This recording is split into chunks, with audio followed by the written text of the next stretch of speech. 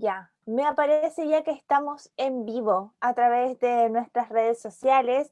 Queremos saludar a todos los que se están conectando a esta última transmisión. Dax, música triste, por favor, para la última jornada de la ciencia forma conciencia. ¿Cómo ha sido ya la dinámica de todos los eventos? Quiero presentar primero, o saludar primero a mi compañero y colega Daxter del Canto. ¿Cómo estás, Dax? Hola Javi, aquí estamos con muchas ansias de esta jornada, pero también como tú mencionabas, con una pequeña tristeza pero enriquecedora, ¿eh? Enriquecedora porque hemos aprendido harto en estas charlas. Sí, así es. Saludo también a nuestra coordinadora ejecutiva del programa PAS y del programa de talento académico Educación Pedagógica, que es desde donde estamos impulsando estas charlas, María José Gamboa. ¿Cómo estás, María José? Hola Javiera, hola a todos, estoy bien, contenta, pero también me suman las palabras de Daxter, un poco triste por esta última jornada de los talleres. Sí, y tenemos en el día de hoy, en nuestro último, La Ciencia Forma Conciencia, a Hernán Vera. Él es bioquímico y nos va a estar contando los alcances y limitaciones de la tecnología y sus aplicaciones, edición genética. Un título ahí bastante atractivo. ¿Cómo estás, Hernán? Súper bien, súper ansioso de poder compartir un poco del conocimiento que me ha sido entregado a través de los años de universidad y experiencia también en el laboratorio y poder entregarlo obviamente a todos los chicos y que puedan acercarse un poquito más a la ciencia, que eso es lo importante. Sí, eso esperamos todos y esperamos que esta jornada sea igual de exitosa, ¿cierto? Que todas las jornadas así va a ser, porque ha cautivado mucho a toda la audiencia la ciencia forma conciencia.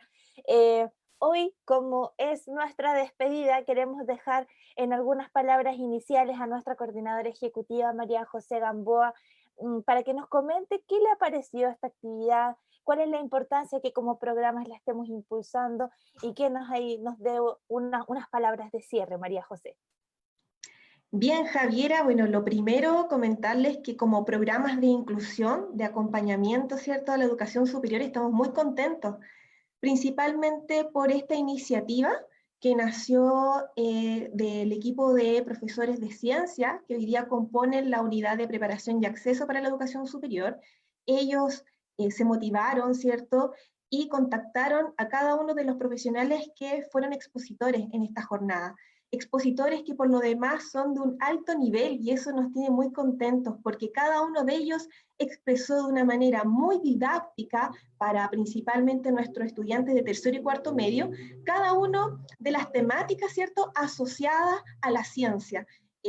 La ciencia creada con ciencia no ha significado para nosotros un aprendizaje tremendo, no solamente para los estudiantes, sino que también para una audiencia que se ha cautivado, nos hemos cautivado estos días. Audiencia que por lo demás no ha sido únicamente de Antofagasta, sino que nos han acompañado desde Santiago, desde el sur de Chile, Calama, San Pedro, Tocopilla, que son en donde nosotros estamos territorialmente, ¿cierto?, situados en el trabajo con cada uno de estos establecimientos. Así que ahí el primer agradecimiento, ¿cierto?, para el equipo, para los profesionales que muy humildemente desarrollaron estas temáticas con unas excelentes presentaciones, cautivando a nuestra audiencia, y también felicitar y agradecer a nuestra audiencia. Yo creo que eso también es importante de recalcar. Entendemos de que estos plataformas a veces suelen ser un poco informales, pero aún así la audiencia ha sido masiva y para nosotros ha sido tremendamente significante ese trabajo. Así que ahí felicitar y agradecer a todos aquellos que nos acompañaron estos días, ¿cierto?, en donde se desarrollaron estos conversatorios. Así que sin nada más que agregar, solo agradecer y felicitar una vez más a cada uno de los expositores, entre ellos académicos, doctores, ¿cierto?, de la Universidad de Antofagasta y también de la Universidad de Santo Tomás, que tuvieron la disponibilidad para acompañarnos y trabajar con nosotros en este proyecto. Así que muchas gracias y bueno, los dejo cordialmente invitados a que nos acompañen hasta el final de esta jornada para que escuchemos la exposición de Hernán. Así que mucha ánimo, ahí estamos un poquito nerviosos, ¿cierto? Pero todo va a salir bien, así que éxito, chiquillos, en esta última jornada y esperamos seguir desarrollando este tipo de jornadas a lo largo del tiempo, así que los invitamos a que sigan en contacto con nosotros a través de las redes sociales, ¿cierto? Y también que no, estamos nosotros a disposición de ustedes, en el sentido de que si hay alguna duda o consulta, por supuesto que a través de las redes sociales del PASE y del programa de talento y también propedéutico, podamos ir orientando, ¿cierto?, estas preguntas. Así que un abrazo virtual a todos y mucho éxito en esta jornada. Sí, totalmente. Muchas gracias, María José, por tus palabras. Sabemos que tienes algunos compromisos, ¿cierto?, que asumir durante esta tarde y que no nos vas a poder acompañar en esta sesión durante toda la jornada, pero que vas a estar como espectadora ahí en Facebook. Así que muchas gracias por darte un ratito y conversar con nosotros y darnos estas palabras de cierre. Súper, muchas gracias. Chao, chiquillos, que les vaya muy bien. Chao, María José. Bien, a lo que vinimos, ¿ya? Y tenemos algunos comentarios ya en Facebook y queremos saludar a ese Hurtado Naelita que está ahí, que nos dice, hola, buenas tardes, Eileen Lisbeth, etiqueta a sus amigos que para que nos vean en esta transmisión, Dalcy Noelia, buenas tardes, saludos, así que muchas gracias por estar conectados ya con nosotros. Y en las presentaciones ya más oficiales de cara a lo que nos convoca hoy día, quiero dejar a mi compañero Dax con la presentación ya oficial, formal a Hernán. Muchas gracias, Javiera. Bueno, nuestra última jornada, ¿cierto? Estamos muy contentos del trabajo desarrollado. Me sumo ahí a las palabras de María José, agradecer a todo el equipo que nos apoyó, sobre todo aquí los que estuvimos activamente, ¿cierto?, en la transmisión, Javiera, Karen. Y bueno, voy a presentarles ahora a nuestro expositor. Él es Hernán Vera Villalobos. Él es bioquímico, tiene su doctorado en ciencias biológicas, mención biología celular y molecular. Él es investigador del Centro de Bioinnovación Antofagasta, que se encuentra en nuestra casa de estudios, la Universidad de Antofagasta, y nos trae por tema hoy, ¿cierto?, los alcances y limitaciones de la tecnología. Específicamente a lo que nos convoca es la edición genética. Hernán, bienvenido, muchas gracias por estar aquí con nosotros. No, muchas gracias a ustedes por la invitación. Un gusto, como les decía anteriormente, por justamente esta invitación y poder compartir de alguna forma algo que puede ser muchas veces descabellado o causa un poco de miedo, ¿cierto?, cuando nosotros lo escuchamos, que es la edición genética, ¿sí?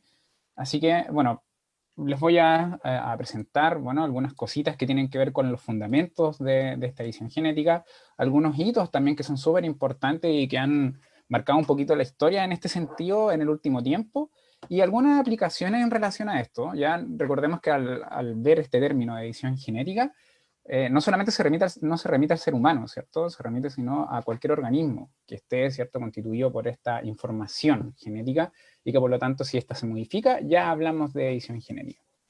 Entonces, como decían ya los presentadores, ¿cierto?, decían que la presentación se llama Alcances y limitaciones de la tecnología y sus aplicaciones. Y tecnología, ¿cierto?, podemos hablar de un montón de cosas. Pero en este punto y en esta presentación lo vamos a centrar a lo que es la edición genética, ¿ya? Y un poco, introduciendo esto, yo siempre desde que era chico recuerdo, lo voy a hablar un poco quizás de mi historia, de que siempre fui un poco ñoño, un poco niño rata, y me gustaba mucho ver películas, inclusive series, ¿cierto?, japonesas, o ese tipo de cosas. Pero siempre me gustaron todas las que eran relacionadas con el futuro. De hecho, siempre me acuerdo, hasta el día de hoy, una película que se llama El Sexto Día, de Arnold Schwarzenegger, en que él llegaba a su casa y encontraba a otro Arnold Schwarzenegger y pues, prácticamente él se sorprendía porque era un clon de él.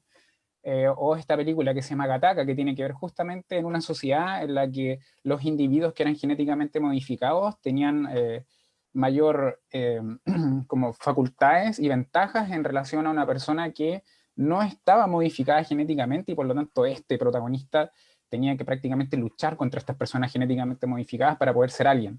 ¿Ya? O Ghost in the Shell, que ya es un poco más en la cultura japonesa, que tenía que ver, ¿cierto?, con implantes cierto, mecánicos en nuestro cuerpo para poder ser como humanos avanzados. O Volver al Futuro, en la que cuando Marty McFly con el Doc van, ¿cierto?, al futuro, que inclusive en ese caso era alrededor del 2015, años que ya pasamos y que todo lo que pasó ahí en la vida real no pasó. Pero se veía, ¿cierto?, que ellos compraban alimentos chiquititos, los metían en el microondas y aparecía una pizza gigante. O en el caso de Dragon Ball, ¿cierto?, un dibujo animado de nuestra infancia en que prácticamente había una persona, ¿cierto?, que compraba cápsulas o que andaba con cápsulas, apretaba un botón y aparecía una tecnología como, por ejemplo, en esa imagen, eh, una motocicleta. Ahora, obviamente, la idea de esta presentación no es llevarlo a ese tipo de tecnología, ¿cierto?, más mecánica, sino llevarlo quizá un poquito más cercano a lo que vemos acá arriba, que es edición genética o individuos que tienen alguna característica, etc. Entonces, pensando en todo esto y en todo lo que podemos decir que no pasó o que ha pasado a media, ¿dónde estamos? ¿Y qué tan lejos estamos de esto? Yo creo que en realidad un poquito, o sea, estamos más cerca que antes, ¿cierto? Pero en realidad recién estamos dando como las primeras pisadas, ¿ya? En relación a este tema que tiene que ver con la edición genética en humanos, ¿ya? Y lo que me interesa que podamos centrarnos, al menos en esta diapositiva, es ver el avance que hemos tenido en el último tiempo. Una de las cosas que vamos a hablar hoy es de una tecnología que se llama CRISPR, que prácticamente revolucionó la edición genética de genes endógenos. Ya lo vamos a hablar más adelante. Pero si nos damos cuenta, en 1978 se comenzó a observar por primera vez esta tecnología, pero no como tecnología, sino como un evento biológico natural, ¿ya? Siguieron las investigaciones, pero estas investigaciones llevan bastante pausadas a través del tiempo, 1978, después otro año, pero ya cuando llegamos al año 2000, todo se genera prácticamente como una revolución, en el sentido de que va apareciendo mucha información. En el 2005 podemos ver acá, el propósito es descubierto, después en el 2012, ya hablamos ciertos años más cercanos, 2015, después y después 2017. Y si inclusive llegamos hasta el año 2020, nos vamos a dar cuenta que desde el 2000, ya del año 2000 en adelante, la cantidad de información en relación a edición genética, ya sea en diferentes tipos de organismos, ya ha ido avanzando de una manera bastante grande, bastante rápida, si lo comparamos a otro año. Por eso decía que, ¿qué tan lejos estamos? La verdad estamos lejos, pero quizás estamos avanzando mucho más rápido de lo que avanzábamos hace un tiempo. Porque inclusive en el 2015 ya apareció la primera controversia en relación a embriones humanos modificados genéticamente. O sea, ya prácticamente en el 2015 tuvimos que, o sea, viene el punto en decir, bueno, tenemos que hablar de esto un poquito más serio, ¿ya?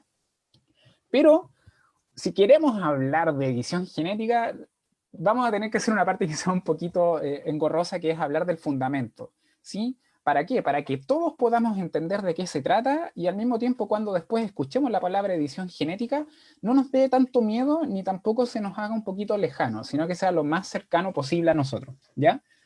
Y claro, como lo muestro en estos memes, cuando uno habla de biología molecular, nos da un poquito como de... un poquito de miedo, ¿cierto? Por la palabra en sí y un poco de confusión. Pero nos vamos a centrar prácticamente en esto, que es el dogma central de la biología molecular, en la que el ADN tiene, ¿cierto? Se va a replicar y se va a replicar para generar entonces células, que es la unidad fundamental de la vida, que sean iguales en la información. ¿Ya? Para eso se está entonces replicando el ADN, por así decirlo. Pero el ADN tiene información, ¿sí? Y esa información tiene que ser procesada para que a nivel funcional, ¿ya? Pueda generar una proteína. ¿Sí? Al final, la información que está en el ADN nos va a dar como resultado final una proteína, ¿ya? Y eso es súper importante que lo tengamos claro. No va a ser un azúcar, no va a ser un lípido, sino que, como lo dice acá, el resultado de esto es proteína, ¿ya? Entonces, para hacer esto, que quizás se puede ver un poquito chocante, vamos a tomar un ejemplo y vamos a hacer alguna analogía, ¿ya? En relación entonces a este dogma de la biología molecular a algo más común. Y en ese sentido, como ejemplo podríamos hacer algunas comparaciones. Supongamos que la célula, ¿ya? Que es cierto, como lo dijimos, la unidad fundamental para la vida, comparémoslo con un cocinero, ¿ya? Y este cocinero tiene ganas de, entonces, valga la redundancia, cocinar, ¿cierto? Un producto final, ¿ya? Pero para eso tiene que buscar la receta, ¿sí? Y nosotros, si lo vemos a nivel celular, podríamos decir que los libros de cocina donde van a estar esas recetas serían nuestros cromosomas, ¿ya? Que en nuestros cromosomas ya está el ADN. ¿Sí? Los cromosomas son una combinación de ADN con proteína, Pero lo importante es que estos ADN tienen entonces nuestra información, ¿ya? Nosotros estamos constituidos como seres humanos por 23 pares, ¿ya? 23 pares de cromosomas. Significa que entonces la mitad de la información viene de nuestro padre y la otra mitad de nuestra madre. Entonces, tenemos una biblioteca bastante grande, ¿cierto? Que cada uno de estos cromosomas serían los libros, ¿ya? Y por lo tanto estos libros tienen que estar en una repisa y tienen que estar en un sitio físico, ¿ya? Como en el caso de un libro de cocina podría estar en una biblioteca que puede estar en una casa, ¿cierto? Y en el caso de los cromosomas van a estar en el núcleo, ¿ya? Entonces ya tenemos la idea. Un cocinero quiere hacer una receta, quiere plasmar una receta en un producto final, y por lo tanto tiene que ir a buscar la receta específica, ¿cierto? Dentro de estos libros de cocina, ¿sí? Para eso entonces él se va a dirigir entonces a estos libros, los va a abrir y va a buscar la receta. Entonces dice, ya, tengo ganas de hacer la receta para un pan tradicional.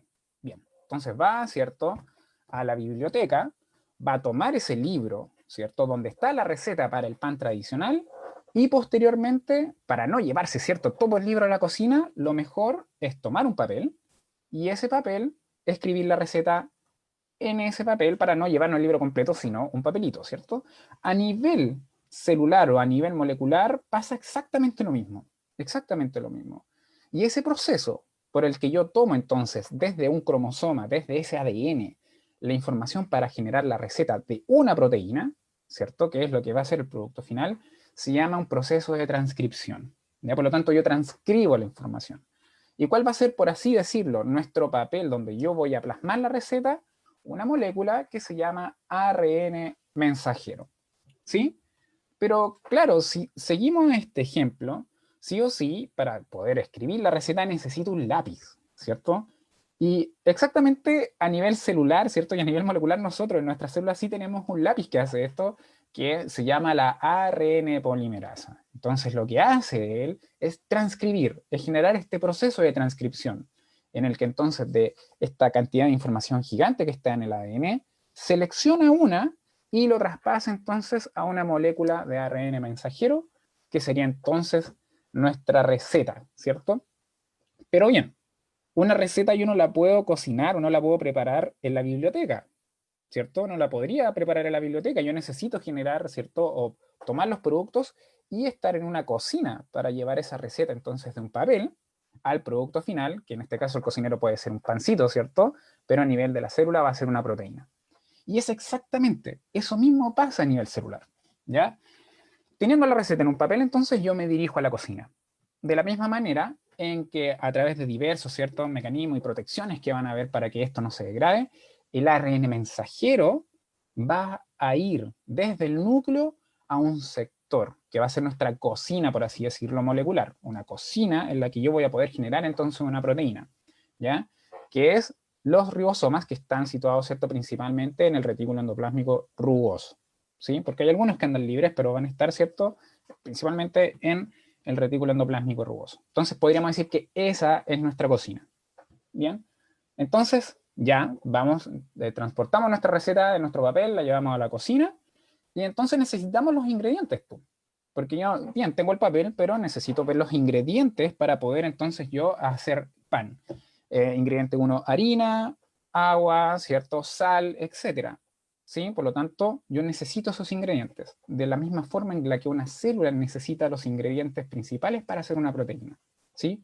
Y en este caso, los ingredientes celulares, podríamos llamarlo de alguna manera, serían unos ARN que están dedicados, ¿ya?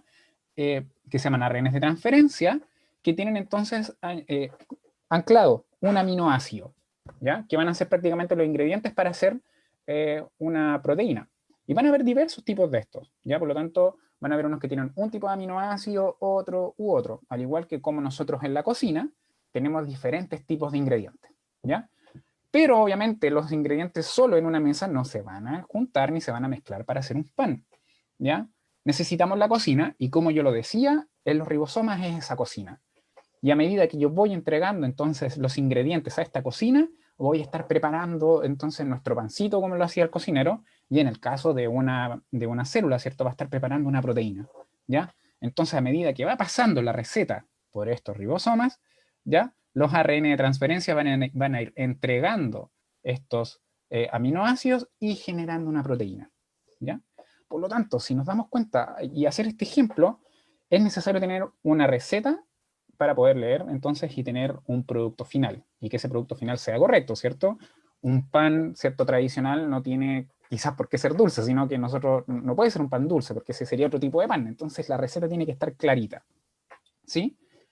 Entonces, ¿para qué? Para tener como resultado una proteína funcional, ¿sí? O sea, nuestro pancito a nivel de cocinero, si lo pensamos entonces la célula nuevamente, es una proteína funcional, ¿ya? Que tiene que generar un trabajo específico y que ese trabajo específico va a depender de la receta, ¿cierto? Para que entonces nuestra célula funcione súper bien, porque si tenemos, ¿cierto?, una proteína que no está correctamente traducida, por así decirlo, que viene con una falla, entonces esa falla puede que haga trabajar mal a nuestra célula. Entonces, eh, si nos damos cuenta, si yo quiero hacer entonces editar, ¿ya? Editar entonces, o hacer una edición genética, y quiero que ellas permanezcan en el tiempo, yo no voy a editar el papel, ¿cierto?, que yo saqué y transcribí.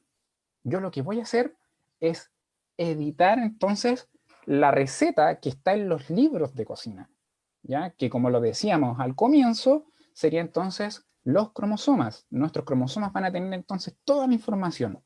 Y si yo quiero que esta permanezca a través del tiempo, lo que yo voy a editar justamente es la receta de cocina, pero que está en el libro, no en esa hojita que sacamos, porque cierto, esa hojita se nos puede perder, ¿cierto? Porque podemos dejarla en un lado guardada y después entonces al tiempo no vamos a saber dónde está. Pero si tenemos una biblioteca, ¿cierto?, muy bien estructurada y con las recetas muy bien organizadas, como serían nuestros cromosomas, yo voy a hacer ahí, entonces nuevamente, como les decía, la modificación para entonces que ésta se mantenga a través del tiempo. Y es así, entonces, cada vez que yo edito entonces una célula, cuando se reproduzca, entonces las células hijas van a ser iguales a esta célula madre con toda la edición que yo le hice. Va a ir con todo ese pack, ¿cierto?, de libros de cocina, por así decirlo. Bien, y ya teniendo quizás un poquito más claro esto, ¿ya?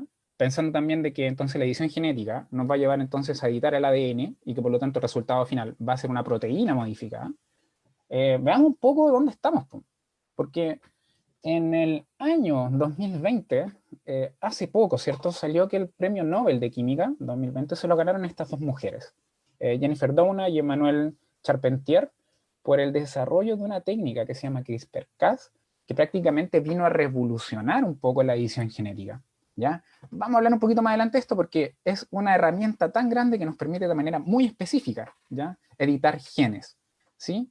Y fue tan fuerte este impacto que si nosotros pensamos en los premios Nobel, generalmente pasan mucho tiempo antes de dar un premio Nobel a estos investigadores, pero en el caso de ellas prácticamente se habrá demorado 8 años en dar un premio Nobel. Por lo tanto, el avance que ellas hicieron a nivel, ¿cierto?, de biología molecular y de edición genómica es considerablemente grande.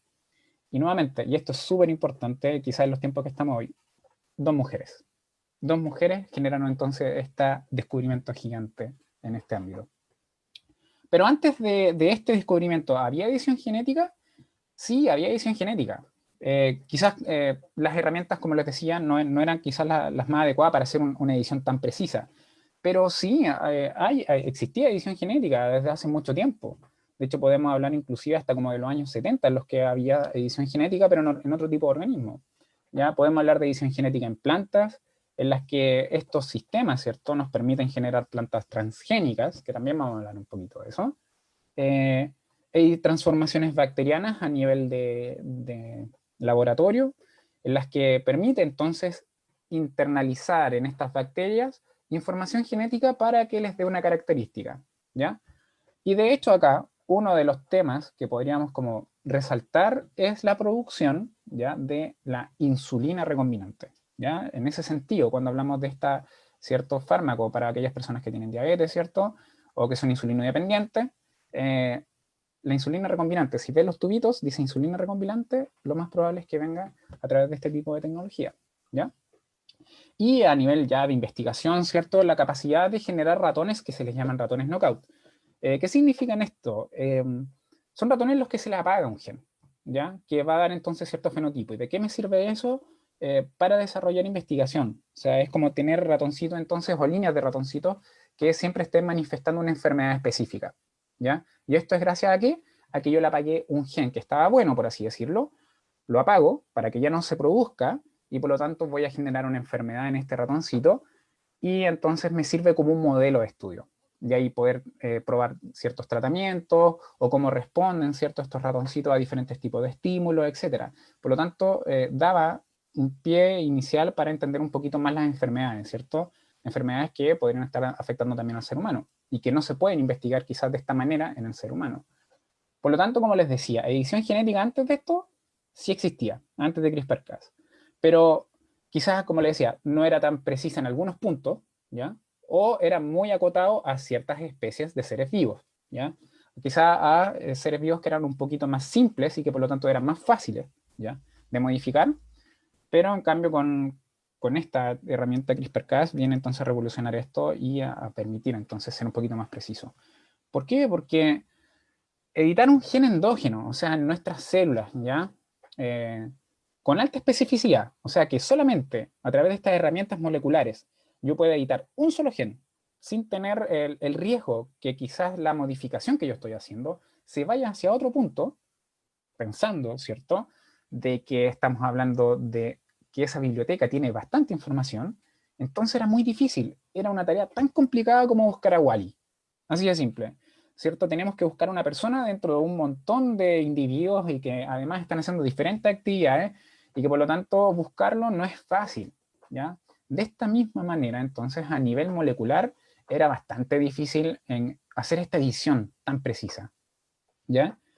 ¿Y cómo lo hace entonces esta tecnología para poder tener esta precisión? Y es de esta manera. Pensemos en esta tecnología como tijeras moleculares, ¿ya? Tijeras que cortan, ¿cierto? Y por lo tanto, en este caso, lo que van a cortar, si son tijeras, es ADN, ¿sí? ¿Existían otras tijeras moleculares antes de CRISPR? Sí, existían, ¿ya? Pero, como les decía, podían estar cortando diferentes sitios mientras ellas pudiesen reconocerlo. Y podían ser muchos sitios que podían reconocer. Pero entonces, ¿cómo yo le doy esa especificidad? ¿O cómo es tan específico? ¿Cómo es tan certero CRISPR? Porque yo lo que le doy, o lo que estaría haciendo este CRISPR, es, yo le digo, mira, sabes que yo necesito que tú cortes, pero yo te voy a dar una secuencia guía, ¿ya? Te voy a decir dónde cortar, ¿ya? Que es esta secuencia guía.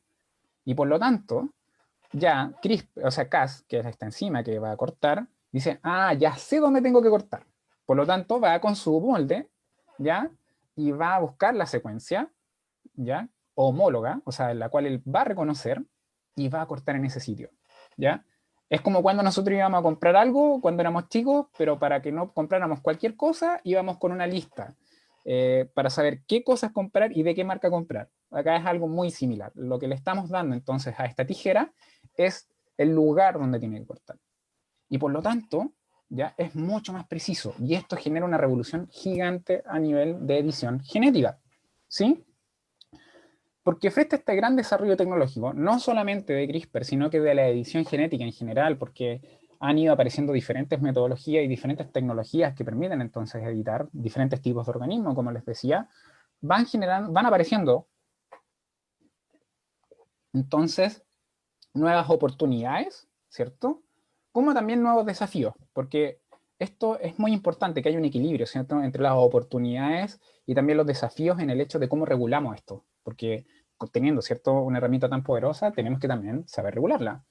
Y en ese sentido, oportunidades aparecen un montón, desde a generar, ¿cierto?, medicinas quizás con un blanco más específico, a cierto tipo de fenotipos, ¿ya?, de personas que tienen una configuración más específica, ¿cierto? Podemos entonces a lo mejor diseñar fármacos que estén más, que respondan mejor en esas personas, o como la generación de combustibles mucho más ecológicos, o de plantas o semillas que sean resistentes a enfermedades, ¿ya? Y ahí hablamos de transgénico, y que muchas veces cuando escuchamos esa palabra transgénico nos da un poquito de susto, ¿cierto?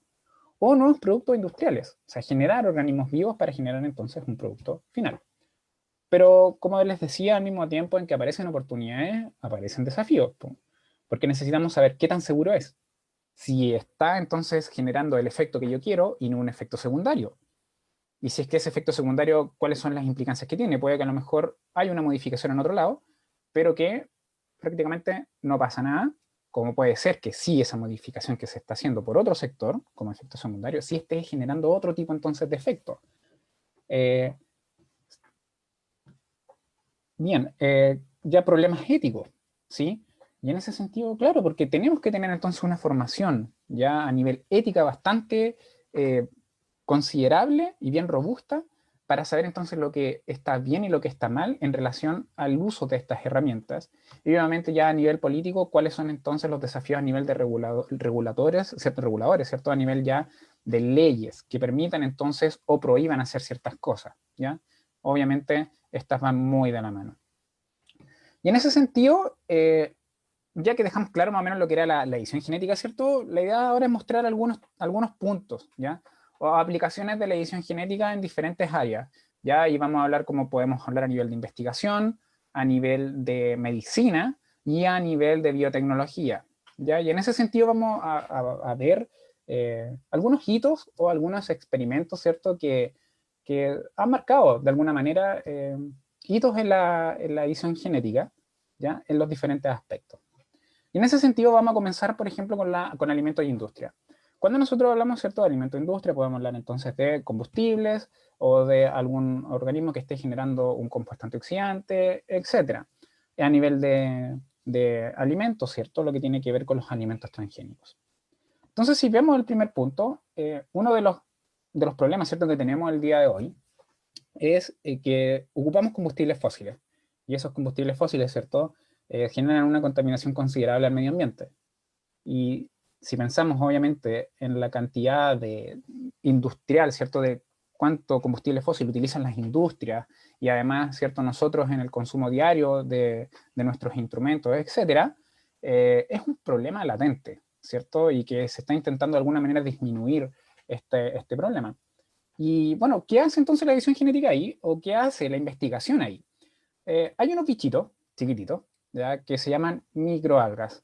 Y se han hecho bastantes estudios, ¿ya?, para poder generar a partir de estas microalgas, de estas algas unicelulares, la posibilidad entonces de generar combustible, un combustible ecoamigable, ¿ya?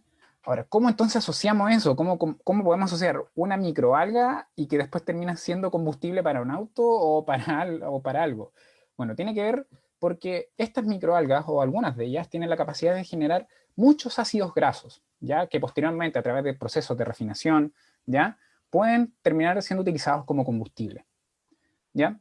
Pero si ellas entonces tienen un proceso biológico básico, entonces sí o sí esto tiene que estar guiado por una proteína, ¿cierto?, que son prácticamente los trabajadores que están en la célula. Y en ese sentido, ahí viene.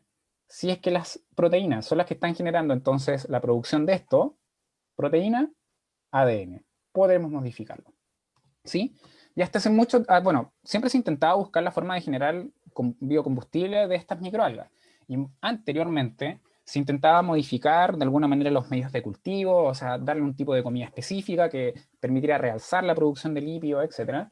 Pero ya hay nuevas herramientas que permitan de alguna manera entonces modificar genéticamente estas microalgas para entonces alterar y de alguna manera realzar la producción de estas moléculas que van a terminar siendo entonces biocombustible, ¿ya?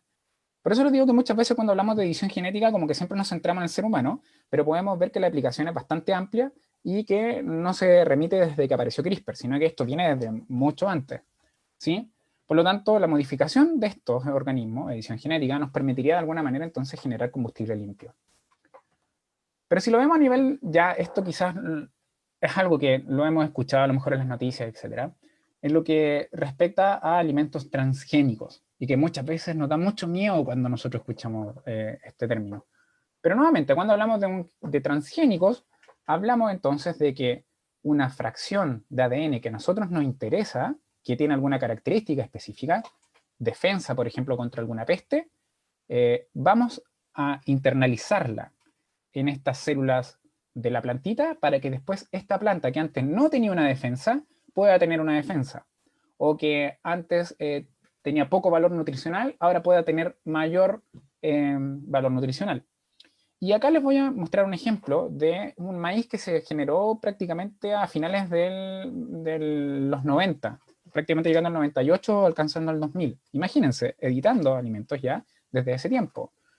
Y bueno, hay una bacteria que se llama Bacillus thuringiensis que tiene ya una toxina que se llama la toxina botulínica, ¿ya? Que también después fue utilizada para los tratamientos con Botox, ¿ya? Pero era muy interesante, ¿ya? Porque entonces generaba, al parecer, un mecanismo de defensa frente a, por ejemplo, a estos bichitos. Entonces, ¿qué hicieron los investigadores de alguna manera? Dijeron, bueno, esta toxina nos puede ayudar de alguna forma si nosotros modificamos algún maíz. Entonces, ¿qué hicieron? Tomaron, ¿ya? El gen, ¿ya? O sea, la receta para generar esta toxina botulínica, ¿ya? Y la insertaron en maíz, ¿ya? ¿Para qué? Para que cuando llegaran estos gusanitos, ¿ya? A comerse entonces a esta plantita de maíz, el bichito no la llegase a comer y dejarla de esta manera podría, sino que la misma planta tenía la capacidad de defenderse contra él. Y como se ve acá, ¿cierto? Entonces, al tener este alimento transgénico, este maíz transgénico, y el bichito, ¿cierto? Iba a comer de esta planta de maíz, al final no era la planta la que sufría, sino el bichito que sufría. Y por lo tanto, entonces, este bichito moría y la planta no tenía ningún problema entonces para poder ser cultivada. O sea, no estaba dando una ventaja para cultivar entonces en ambientes quizás adversos, ya este tipo de maíz. Pero ahí vienen entonces esas dudas, ¿cierto? En relación a que, bueno, le estoy dando, ahora este maíz, que se llama el maíz BT, tiene una propiedad de poder afectar los insectos, tendrá la capacidad entonces de afectar otros tipos de insectos. Hubo en algún momento una controversia en relación a una mariposa, ya que al parecer el maíz BT podía estar generando algún efecto sobre ella. Pero, por ejemplo, la implementación en Brasil, ¿ya? De este maíz BT ha mostrado, ¿ya? Que los resultados, ¿cierto? No aportan a una hipótesis de que el maíz BT afecte la biodiversidad en ese sector, ¿ya? De hecho, acá lo que ellos dicen es que la diversidad de insectos, por ejemplo, se ve mayormente afectada por insecticidas, ¿ya? Entonces, al parecer, entre utilizar este tipo de cosas, ¿cierto? Plantar un maíz BT en Brasil no hay ningún problema, ¿sí? Por lo tanto, alimentos de consumo humano están siendo modificados de manera genética, ¿cierto? Y nosotros los tenemos ahí y hemos consumido lo más probable y no nos hemos dado cuenta, inclusive de que hemos estado comiendo alimentos transgénicos. De hecho, en el año 1997, imagínense, se establece acá en Chile la autorización para el consumo animal de maíz transgénico BT y resistente a algún herbicida. O sea, ya se están alimentando, se está autorizando ya después de este descubrimiento el uso de esto en animales, ya acá en Chile. ¿Sí? Como dato, ya, en relación a esta edición genética, en alimentos transgénicos, en todo el mundo, la soja, ya la soya, es el principal cultivo transgénico. Y si nos vemos el número, 75,4 millones de hectáreas está ocupando esto. O sea, es considerablemente alto. Y si lo vemos, es el 47% del área mundial de transgénicos. O sea, nuevamente, la edición genética no solamente la podemos ver en humanos, sino que en diferentes organismos y ya la hemos estado viviendo desde hace mucho tiempo. En segundo lugar, no solamente ¿cierto? Esta soja, sino que también soya, sino también está el maíz, algodón, canola. ¿Ya? ¿Y cuáles son los rasgos agronómicos predominantes en relación a esto? Es tolerancia a herbicidas, resistencia a insectos y la combinación de estos dos. O sea, más que para realzar algún producto nutricional, ya como hay investigación en relación a eso, los alimentos transgénicos comúnmente utilizados están relacionados con eso, de que ellos puedan sobrevivir quizás en ambientes más hostiles. ¿Sí? Pero no solamente vemos la edición genética acá, sino que también la edición genética la podemos ver como posibles proyecciones a nivel humano, porque como les decía, la edición genética en humanos no está habilitada para su ejercicio, sino que está prohibida. Pero sí está claro cuáles son los posibles blancos terapéuticos, ¿ya? Bueno, esta imagen lo que intenta mostrar un poco son posibles blancos que en algún momento en el año 2016 se plantearon que podían estar entonces que podían ser abarcados por edición genética, pero cabe destacar que aquellas enfermedades que son regidas por un solo gen pueden ser blancos más próximos que aquellas que pueden estar regidas por más de un gen. ¿Qué significa eso? que obviamente es mucho más fácil modificar una sola receta a modificar 3 recetas diferentes que están en lugares diferentes en nuestro genoma, ¿ya? En nuestros cromosomas. Por lo tanto, podríamos sí ver que en un futuro próximo, apuesto a decir que en un futuro próximo, se podría ya, ciertos investigadores, estar tratando quizás enfermedades de herencia monogénica ya a un nivel quizá un poquito más humano, podría ser, ¿cierto? Sin embargo, si bien en este momento está prohibido, la edición genética de cultivos celulares humanos como modelo de estudio sí está permitido, ¿ya? Eso es a nivel de laboratorio, o sea, se extraen ciertas células de un tipo, ya de parte de un órgano, y después esas sí en laboratorio se pueden trabajar y se pueden editar para entender un poquito más, ¿ya? Ciertas enfermedades o para poder ver algunos blancos terapéuticos, ¿ya? Y después entonces ser aplicado. Pero en el humano en sí no es tan permitida, ¿ya? Pero sí a nivel de medicina podemos hablar de que también sirve esta edición genética para formar potenciales vacunas. Y de esto es algo que si lo pensamos en COVID, vamos a dar de hecho un ejemplo en COVID. Producción de vacunas en base de edición genética de ADN, y cierto que hemos hablado, o sea, en la televisión se han hablado de un montón de vacunas, una que la está generando la vacuna china, que es la que decía cierto Donald Trump, una que está generando por otro lado Estados Unidos, y también hay una que está cierto desarrollando Rusia. Y cierto hace mucho tiempo, o sea, hace un tiempo se está hablando de una vacuna rusa que según cierto su gobierno está teniendo buenos resultados, etcétera. Y justamente esta vacuna rusa, ¿ya? Está hecha o está prácticamente fabricada a base de edición genética. ¿Y cómo podemos entonces entender esto? ¿Ya? Vamos quizá a tomar un poquito de tiempo. Lo primero es generar un vehículo, ¿ya? Un auto, por así decirlo, para yo poder internalizar la información, ¿ya? Que yo deseo dentro de esta vacuna y que pueda entrar entonces a nuestro sistema para que genere anticuerpos. Ahora, si yo pienso entonces necesito algo que sea capaz de invadir una célula humana, ¿ya? Y para eso existen estos vectores ya de tipo virales, que lo que se hace es modificar un virus, que en este caso es de tipo adenovirus, se modifica para que tenga la capacidad, ¿ya?, de entrar a una célula y poder entregar material genético, pero que no nos genere entonces daño a nosotros, en forma simple, ¿ya? Entonces tenemos un vehículo que tiene la capacidad de entregar algo, ¿ya?, pero que no va a generar ningún daño ahí, ¿ya? Entonces tenemos estos que están en azules, ¿sí? Y por otro lado, necesitamos, obviamente, la información de dónde queremos hacer una vacuna. Y obviamente la vacuna, ¿cierto?, que se está buscando es de COVID-19. Por lo tanto, tenemos que ir a la información genética de este coronavirus y seleccionar entonces parte de esa información para que nuestro cuerpo pueda responder a eso, ¿sí? Y es así entonces que dentro de este vehículo que yo les decía, vamos entonces a internalizar parte de la información del coronavirus, en este caso es la proteína S, que es la spike, que se ha hablado mucho, ¿cierto? Y entonces, ya que tengo listo este vehículo, la vacuna va a ser administrada, ¿ya? Y este vehículo va a entregar la información, ¿ya?, para que se genere entonces la proteína S, la del virus del coronavirus. Cuando esta proteína entonces se empieza a generar en nuestro cuerpo gracias a la vacuna, nuestro sistema inmune va a generar anticuerpos, va a generar la defensa frente a eso, ¿sí?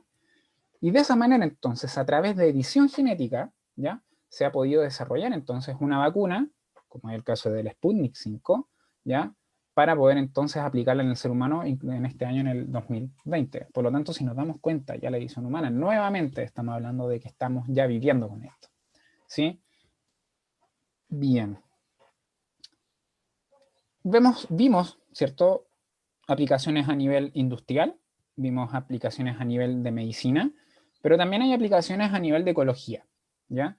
Y en ese sentido, la edición genética, al parecer, está cumpliendo un rol bastante importante para poder, de alguna manera, detener enfermedades que son de tipo parasitarias, ¿ya? ¿Por qué? Porque, bueno, las enfermedades, en este caso, que es el ejemplo que voy a mostrar acá, hay una técnica, ya, que está basada en CRISPR, que se llama Gene Drive, ¿ya? ¿De qué se trata esto?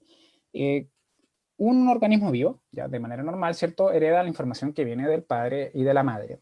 Y por lo tanto esa información va a tener una forma de heredarse a través de todas sus generaciones. Por ejemplo, un gen alterado, en este caso, ¿sí?, entonces la tiene este individuo, después uno de sus descendientes, y de sus descendientes, sus nietos, van a tener uno nomás, y después hacia adelante uno nomás. Entonces, si vemos ese gen alterado no se mantiene o no es tan predominante dentro de las generaciones que van bajando, ¿sí? Porque responde a una herencia normal, ¿ya? De que la mitad de la información viene del padre y que la otra mitad de la información viene de la madre. Por lo tanto, tenemos que ver ese tipo de combinaciones. Pero hay hay un tipo de edición genética que se llama gene drive, ¿ya? Que también está a base prácticamente de CRISPR, en la que esa proporción de 50-50, ¿ya? La altero un poco y hago que una característica específica se manifieste más de lo común en las descendencias hacia abajo. Entonces yo puedo seleccionar, ya modificando genéticamente a este individuo para que su información modificada ya no esté presente solamente en uno o en dos, sino que prácticamente en toda su descendencia. Ya, yo no dice por qué, qué gracia tiene entonces de poder mantener, ¿cierto?, un gen alterado a través de toda la descendencia. Porque, y acá viene algo que es interesantísimo, ¿ya? Que en el año 2020, este es bastante nuevo, ¿ya? Se hizo esta metodología, entonces, de mantener una predominancia de un alelo a través de las generaciones, ¿cierto? Modificando un mosquito que es el vector, o sea, el vehículo de la malaria, que se llama Anopheles gambiae, ¿sí? ¿Y cuál es la idea? ¿Por qué modificar un mosquito? Porque estos mosquitos, ¿ya? Tienen un parásito, ¿ya? Y al momento en que entonces este mosquito tiene contacto con el ser humano, ese parásito que está dentro del mosquito pasa al ser humano, ¿ya? Y ese es el que genera entonces la malaria. Es muy parecido a lo que pasa con el mal de Chagas, ¿ya? Pero ahí viene eso, entonces ya, hay un parásito que está dentro de un mosquito y ese mosquito puede afectar al ser humano. Y si modificamos el mosquito para que no pueda tener entonces el parásito, y es así entonces que a través de este desarrollo, ¿cierto?, de gene drive, de modificar entonces genéticamente este mosquito, es que se le intenta dar una característica que darle el poder de ser antiparasitario. Entonces, si viene este parásito a vivir dentro de este mosquito, ahora este mosquito tiene la super habilidad de contrarrestar ese parásito y por lo tanto ya no viviría ese parásito dentro del mosquito, ¿ya? Entonces, cuando este mosquito modificado genéticamente tenga la posibilidad entonces de aparearse, toda su descendencia va a tener entonces esta super característica ya antiparasitaria y por lo tanto de alguna manera controlar entonces estos vectores o estos vehículos de malaria, ¿ya? Obviamente esto no ha sido expuesto a la ecología en estos momentos, sino que está obviamente a nivel de laboratorio, pero ha dado, como les digo, resultados bastante interesantes.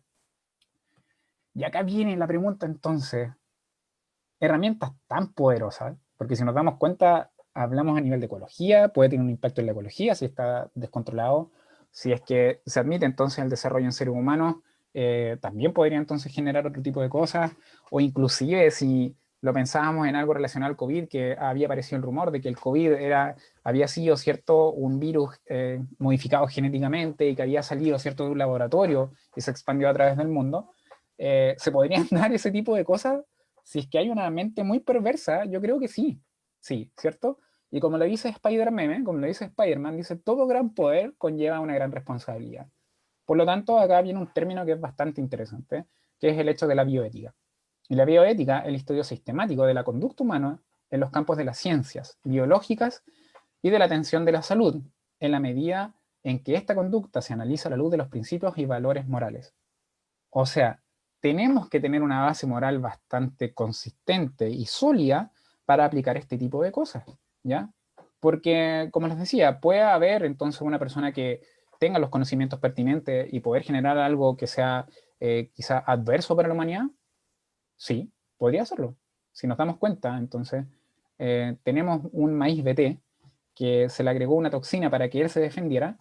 ¿Por qué no hacer algo, cierto, que podría afectar entonces al ser humano? Podría ser. Entonces se generan toda esta discusión, ¿cierto? De tener algo, como les decía, bastante oportunidades, pero también bastantes desafíos en relación a cómo regular todo esto. ¿Por qué? Porque hay veces, o sea, ha pasado, y lo mencioné, recuerdo al comienzo, en que en el año 2015, como les decía, si bien la edición genética en humanos estaba, ¿cierto? Está prohibida, en el año 2015 un grupo de científicos editó el genoma de 86 embriones obtenidos por fertilización in vitro, embriones humanos, de los cuales 4 sobrevivieron al proceso, ¿ya? Ahora, ellos lo que hicieron, les donaron estos embriones humanos y ellos hicieron entonces un tipo de modificación genética a través de CRISPR, ya de CRISPR-Cas.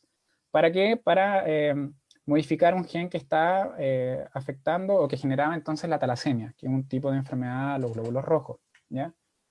Pero en el 2015 se generó esto, o sea, ya se está, entonces es posible editar embriones humanos sin ningún problema, y entonces ya toda la comunidad científica genera una alerta, ¿ya? De qué hacer entonces en estos casos.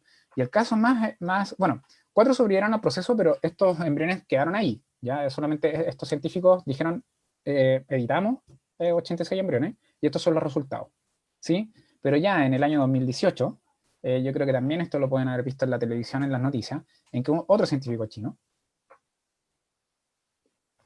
modificó los genes de unas mellizas, ¿ya?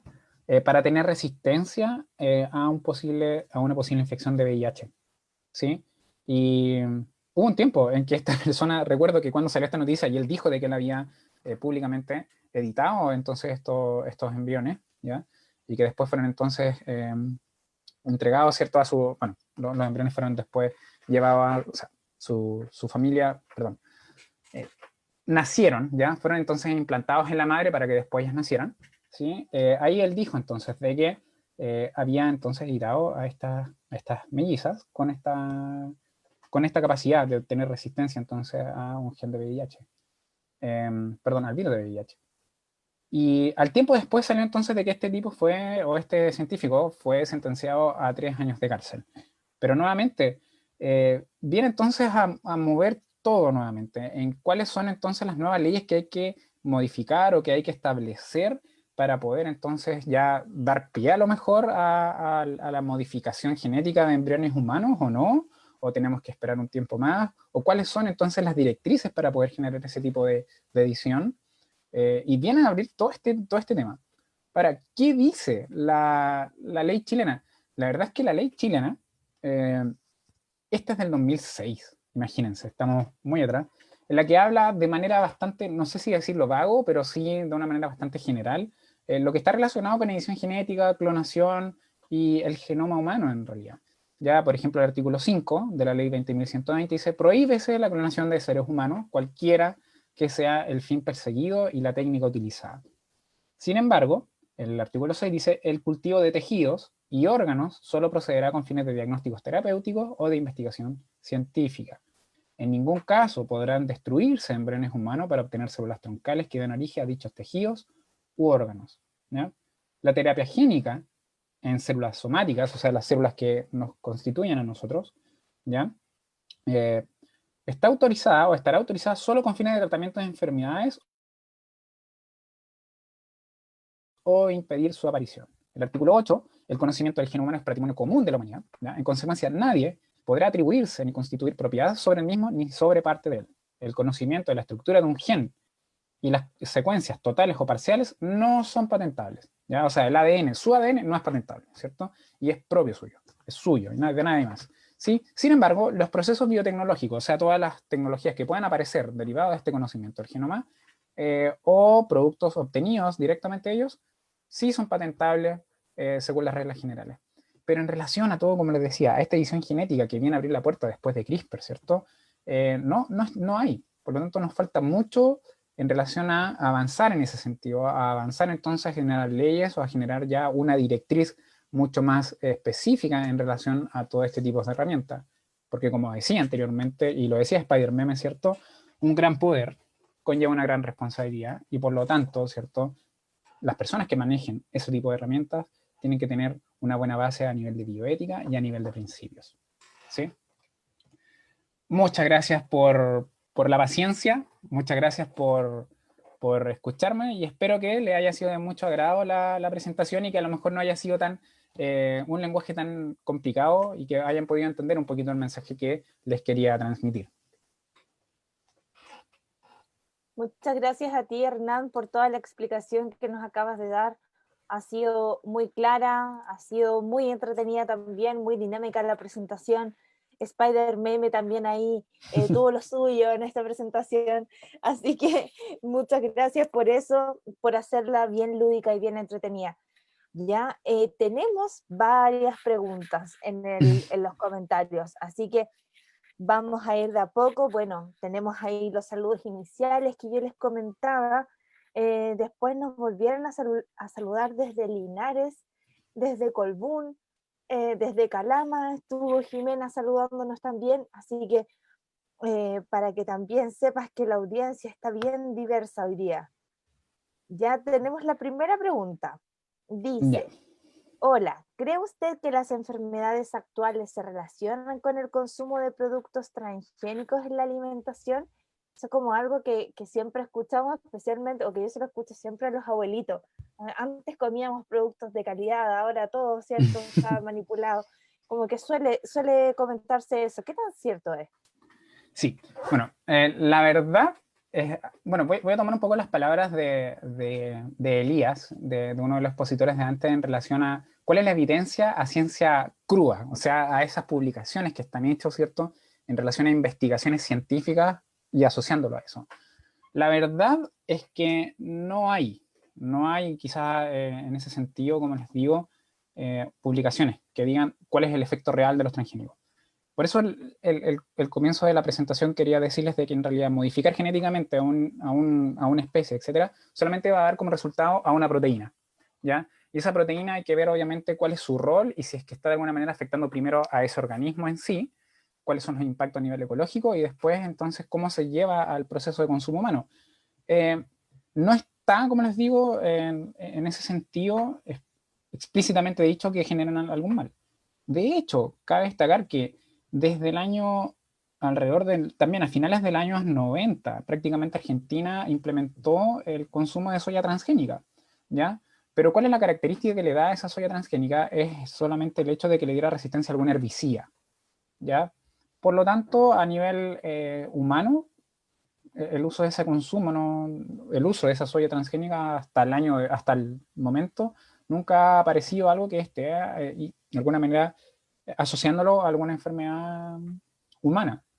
Por lo tanto, yo creo que también va a depender mucho de qué tipo de modificaciones se le está haciendo a la especie transgénica en sí, pero la mayoría tienen que ver más que nada, como les decía, con esta protección a agentes externos o a agentes adversos, y no hay, como les decía, hasta estos momentos, que yo sepa, puede que a lo mejor haya otro científico por ahí que también diga, mira, ¿sabes qué? Encontré esto en relación a este alimento transgénico específico. No he visto, al menos yo, alguna información a ciencia de esa crua, ¿cierto? Con experimentos, con un buen método científico implementado que diga de que generen algún efecto adverso, al menos en seres humanos.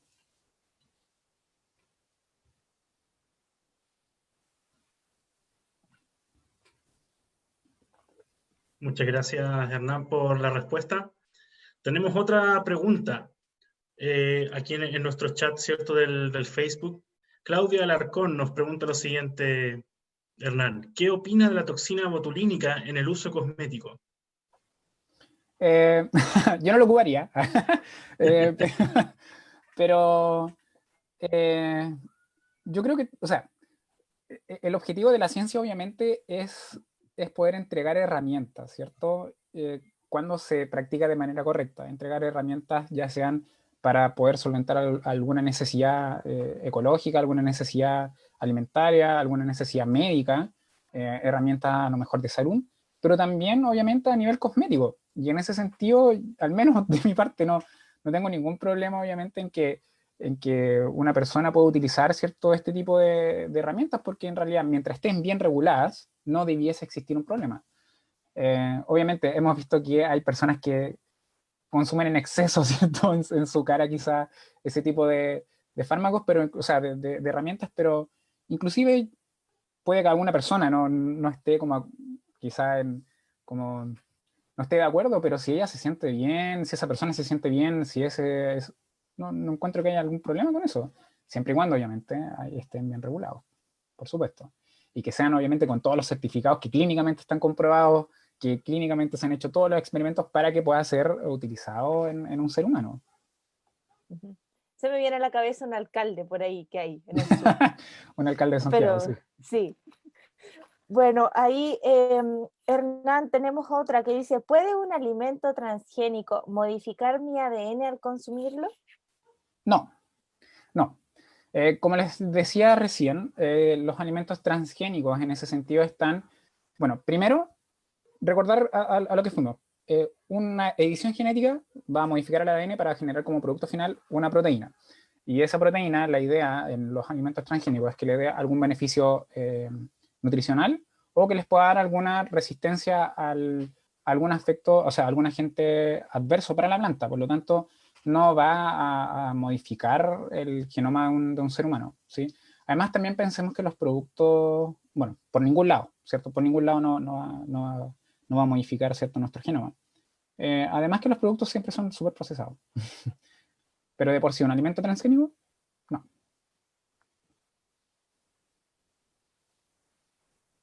Muchas gracias, Hernán, por tu respuesta. Tenemos otra por aquí de María Cristina.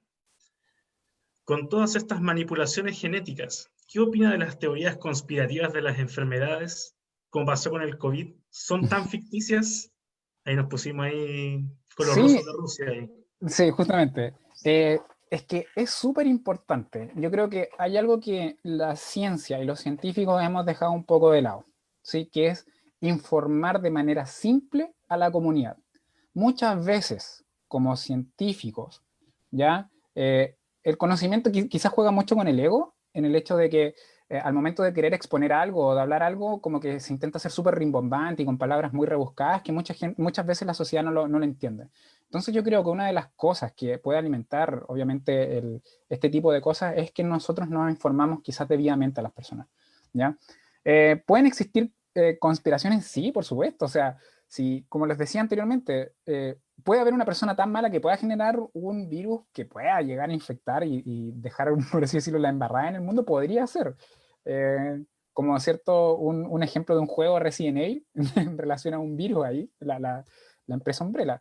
Pero en relación al COVID, por ejemplo, Nature, que es una de las revistas bastante renombradas a nivel científico, hicieron un estudio justamente que mostraba y demostraba, ya a través de diferentes experimentos y aproximaciones, que el SARS-CoV-2 no había sido generado en un laboratorio, sino que se había generado de manera natural, ¿ya?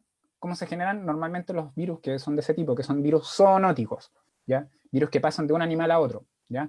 Obviamente no va a saltar de un ratito para otro, sino que son muchos procesos que van pasando entre medio, pero que en un punto va a llegar a afectar al ser humano, sí. Y de hecho, ahí tiene otro asunto súper importante y súper interesante, que estos salieron de unos mercados, ¿cierto? En China, que quizás sus mecanismos de refrigeración o de mantenimiento de estos animales no eran más adecuados. Por lo tanto, todo ese tipo de ambientes puede potenciar ya la aparición de estos tipos de virus. Por lo tanto, yo creo que algo que nos puede enseñar el COVID es el hecho de que tenemos que empezar ya a internalizar ciertos términos a nuestro diario vivir y que en realidad ver, no sé, que aparezca un virus nuevo, ya prácticamente hacerlo como, pucha, tomemos las precauciones, más que alarmarnos de una manera muy conspiracional. Ahí está, Hernán, muchas gracias por tu respuesta. Yo quiero, antes de seguir con las preguntas, dar algunos saluditos que tenemos. Tenemos José Luis Letelier, dice excelente charla, saludos desde Santiago. Nicolás Guerra, excelente ponencia, un saludo al doctor Vera. Tenemos por acá otras más arriba, que era Rodrigo Zárate, excelente presentación. Así que tenemos también esos saluditos ahí en los comentarios. Y sigo entonces con las preguntas. Y nos quedan dos, de hecho. La que voy a hacer yo es, ¿hacia dónde cree que apunta la propaganda negativa de los transgénicos versus alimentos orgánicos? Esa la hace Marjorie Lara. Uy, bueno, yo creo que, bueno, estamos en tiempos en los que el flujo de información es bastante rápido. Y, y el flujo de información nos puede afectar de manera positiva como de manera negativa, si es que esa información, cierto, es errónea.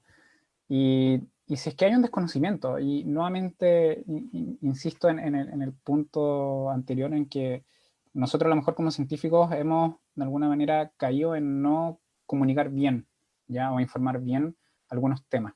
Y yo creo que parte de eso son los alimentos transgénicos. Ahora, para mí al menos en ese sentido es justo al consumidor. Si una persona quiere consumir a lo mejor un transgénico, sabiendo obviamente que no le va a hacer mal, no hay ningún problema. Y si una persona obviamente quiere algo más natural, y comer un alimento orgánico, tampoco hay problema. Yo creo que, de hecho, podría apostar más el problema que podría haber con cultivos no tiene tanto que ver con los transgénicos, sino con el tipo de herbicida y ese tipo de compuestos que utilizan, ¿cierto? La industria que está relacionada con estos cultivos, no con cultivos transgénicos, sino con cultivos en general, para poder controlar plagas y cosas así. Yo creo que va más por ese lado, al menos desde mi punto de vista. ¿Ya? No... De hecho, inconscientemente hemos estado consumiendo transgénicos y nunca hemos sentido nada, por así decirlo. Entonces, quizás la campaña negativa no, está quizás, como les digo, de parte quizás del desconocimiento en ese sentido. Pero obviamente todo es en base a la libre elección. Y eso es lo importante, que nosotros tengamos la capacidad de decidir qué queramos comer. Y ahí viene otro tema súper importante igual, que tengamos la capacidad de catalogar los alimentos. Si a alguien le interesa obviamente eso, que diga entonces transgénicos para que esa persona no quiera comer un transgénico, ¿cierto? De la misma manera en que tenemos etiquetados nutricionales de alto en azúcar, alto en grasa, etcétera, también quizás puede existir entonces que los alimentos tengan un etiquetado en relación a lo que es transgénico y a lo que es orgánico.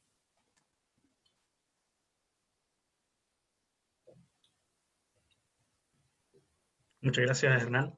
Es una buena idea eso del sello para los alimentos transgénicos y, ¿cierto? Y así darle más opciones y más información también a la gente que consume productos, ¿cierto? Aquí en los grandes mercados, ¿cierto? Para la familia, para la casa. Hernán, tenemos otra pregunta de Gonzalo. ¿Es posible que la técnica CRISPR falle y en el caso de la vacuna nos pueda perjudicar? Bueno, obviamente yo quizás no soy experto en la parte, o sea, en la parte clínica no soy experto, pero es súper importante al momento de ver las vacunas es que los procesos debidos se lleven a cabo. De hecho, ¿cierto? Hay un proceso en el que se genera este vector o este vehículo que va a generar esta vacuna, ¿cierto? De ADN, de edición genética, y obviamente primero se tienen que experimentar en un modelo animal, después si esto está correcto, pasamos a un grupo acotado, ¿cierto? A lo mejor de individuos, y después de individuos a uno más grande, etcétera, ¿cierto?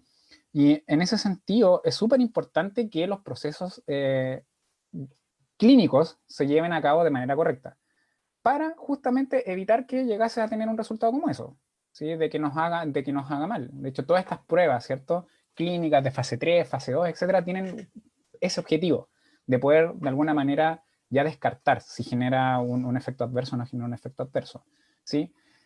Y eso es bueno, es lo curioso, porque obviamente podemos tener resultados o se pueden tener resultados a nivel animal, ¿cierto? Como en ratas, ratones, etcétera. Pero es imposible, si lo vamos a aplicar en humano, tenemos que experimentar en humano. Y ahí están esas pruebas, ¿cierto? Y esperamos que salgan lo más rápido posible para que tengamos una vacuna efectiva de cualquier tipo de tecnología que se esté utilizando para generar esa vacuna. En relación a la tecnología CRISPR, ¿cuál era la pregunta? Si esta podía generar alguna falla. Si es que la técnica en sí podría fallar, digamos, perjudicando, ¿cierto?, la salud humana, como tú lo comentabas ahí en tu exposición Ya. cuando explicabas el tema de la vacuna COVID. Sí, o sea, en la salud humana obviamente esta tecnología no se puede aplicar en ser humano. O sea, está claro que la edición genética en ser humano no está. Sí, obviamente CRISPR no está ayudando, o sea, está ayudando a los científicos, o nos está ayudando en cierto sentido, en poder hacer entonces una edición genética mucho más precisa y mucho más exacta. ¿Ya? ¿De qué va a depender? Obviamente, dónde afecte o CRISPR haga esa edición, va a depender de esa sección blanco. ¿Ya? Que esa sección blanco sea completa, o sea, muy precisa, para que solamente se una a un solo sector. Va a depender prácticamente de eso. Ahora, si es peligrosa o no es peligrosa, en realidad es una buena herramienta, ¿no? La herramienta va a depender de quién utilice esa herramienta, si se hace peligrosa o no se hace peligrosa. Un martillo, ¿cierto?, puede ayudar para, ¿cierto?, construir una casa, como podría, ¿cierto?, en malas manos, utilizarlo para dañar a alguien. Entonces, siempre las herramientas van a prácticamente, el uso, si es correcto o no es correcto, o si es bueno o es malo, va a depender del usuario. Muchas gracias, Hernán.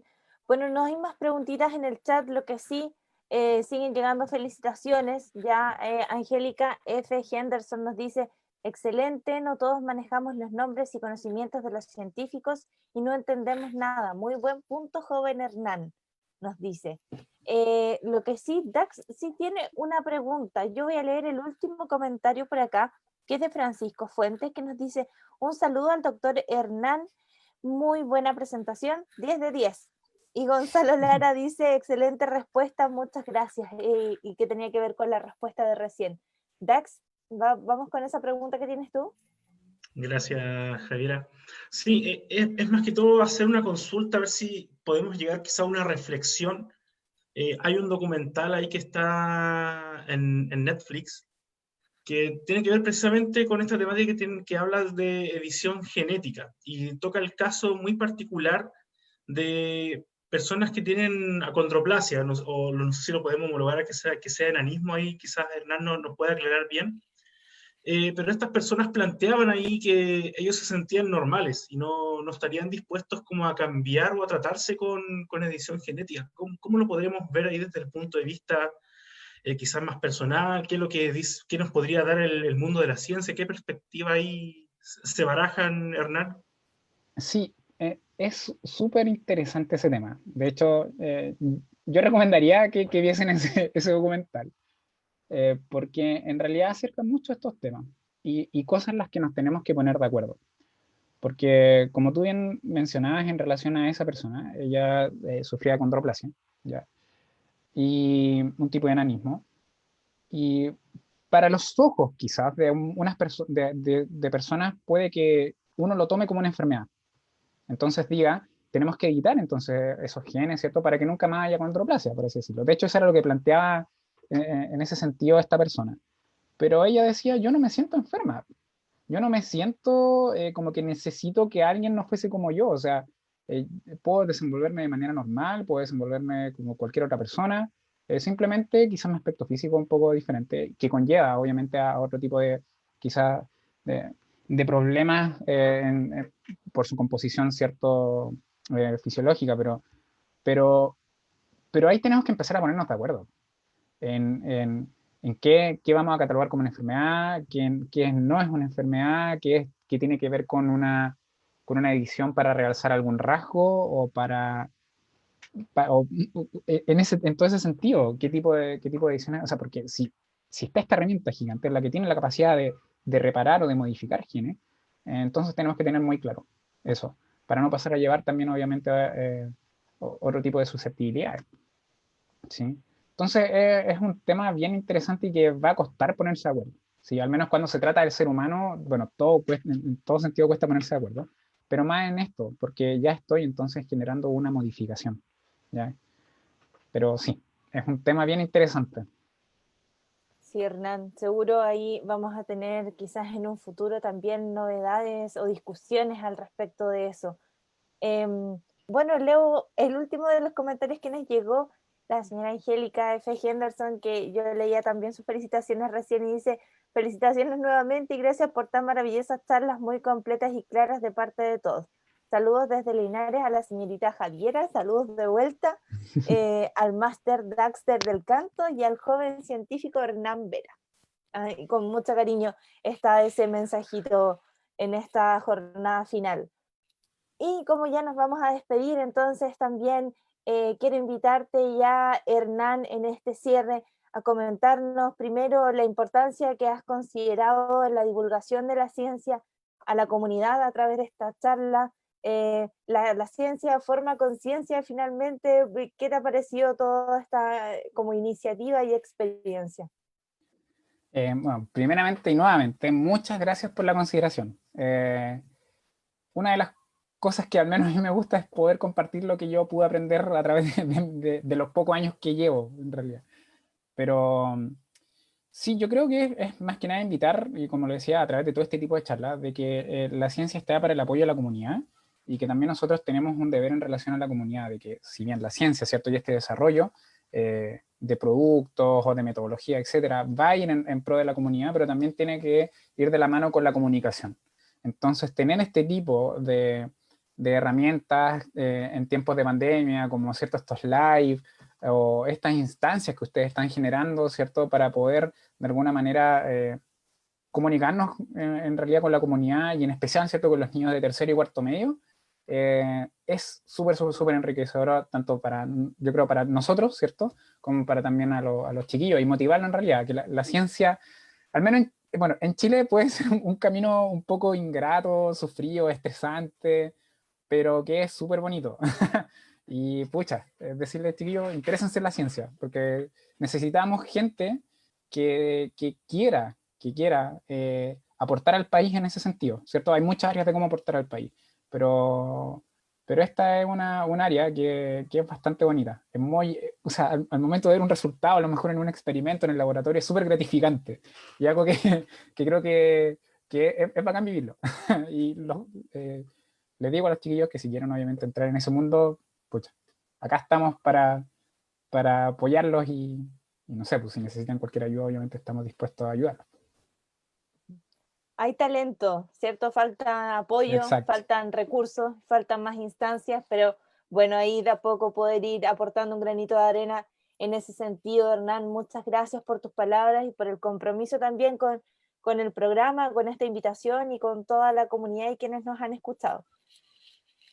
También saludamos ahí a Amanda en los comentarios finales. Excelente charla, felicitaciones por estas charlas y las anteriores. Felicitaciones de nuevo. Muchas felicitaciones nos manda Amanda. Y ahora, en las palabras, ahora sí que sí, ya finales, dejo a mi colega Dax, que fue uno de los impulsores, ¿cierto?, de esta iniciativa. Es la cabeza detrás de todo esto, así que me gustaría preguntarle también qué le ha parecido toda esta iniciativa, cumplió su objetivo, no cumplió su objetivo, cómo se portó la comunidad y cómo se portaron los expositores también, así que ahí dejo al Dax. Muchas gracias, Javi. Sí, mira, muy contento de ser la cabeza, sí. Tengo la...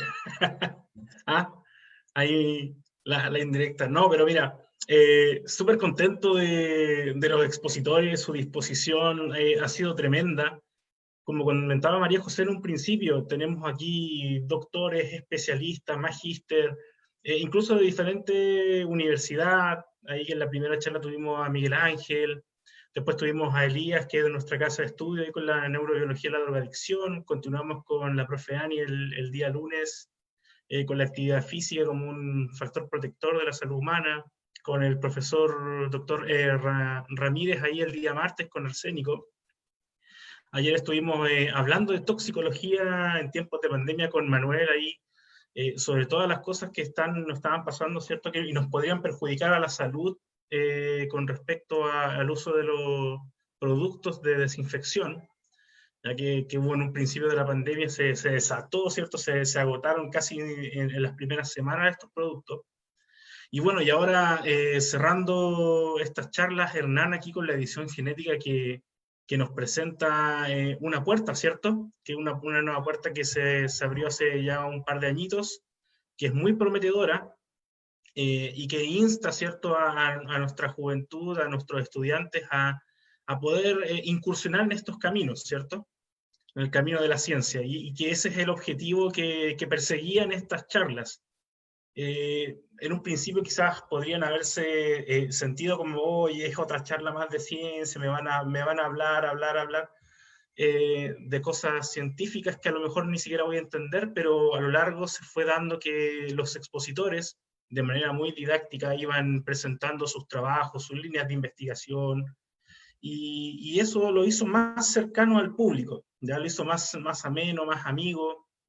Y hemos tenido, y eso se vio reflejado, ¿cierto?, en la cantidad de reproducciones que hemos tenido de nuestras charlas, los alcanza a las personas que hemos llegado. En algunas charlas ya vamos cerca de las 1.500 personas alcanzadas, también cerca de 1.000 reproducciones en algunas charlas, y eso es lo bonito, o sea, perseguimos esto, acercar la ciencia, acercarlo a algo que no lo vean como algo lejano, ¿cierto? Porque muchas veces cuando éramos estudiantes, a lo mejor teníamos compañeros, en mi caso, bueno, yo soy profesor de biología, entonces me gusta la ciencia, pero tenía otros compañeros que no le gustaban, lo veían muy, muy lejano. Y ahora imagínate, a lo mejor los expositores, que son ya netamente ciencia pura, ¿cierto? Ahí tenemos a los bioquímicos y se dedican a la investigación propiamente tal.